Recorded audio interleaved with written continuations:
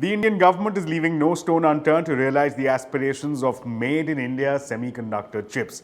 Let's bear in mind that the government has already rolled out the $10 billion, 76,000 crore rupee red carpet, where the government assures on a project cost basis, pari passu basis, a dollar for dollar investment by the government. What that effectively translates into is that for every dollar being committed by the party in question, by the party looking to set up shop here, the government will match that in context of the project cost. So pari passu basis, 76,000 crore rupee corpus. Now we hear that the government is looking to add the cherry on the cake. What is this cherry?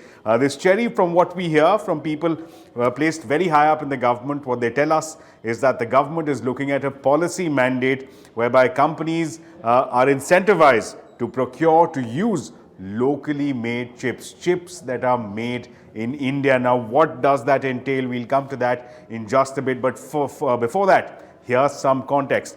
India so far has seen setting up of 4 semiconductor facilities, 3 in Gujarat, 1 in Assam. The 3 in Gujarat include the Micron facility, the Tata semiconductor fab set up in Dhulera of Gujarat, and finally the CG Power ATMP facility being set up in Sanand, Gujarat. As far as the Tata facility in Assam is concerned, that of course is an ATMP facility, and that's how the 4 facilities so far are stacking up.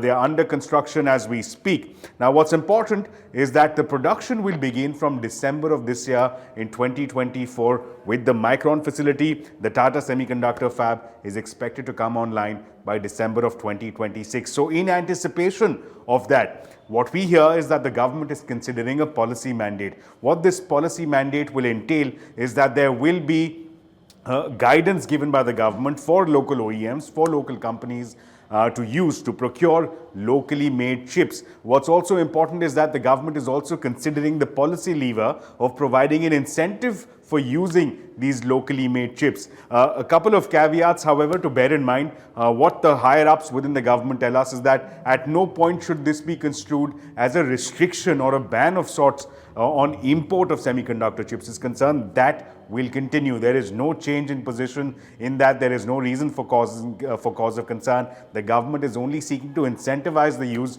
of locally made chips. That's one. The second important caveat is that this policy will be aimed to boost the production here, to support the production of semiconductor chips in India.